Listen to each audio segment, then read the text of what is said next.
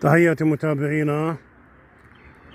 واليوم بدنا نشرح عن وادي أوق. يمتد وادي أوق من جبال عناتة العيسوية الزعيم بطول حوالي 35 كيلومتر من جبال القدس، يمتد إلى البحر الميت، بمرق من هون من جنب الخان الأحمر في هذا الوادي، وبضله نازل عند جسر النبي موسى، وبعديها بضله نازل على البحر الميت.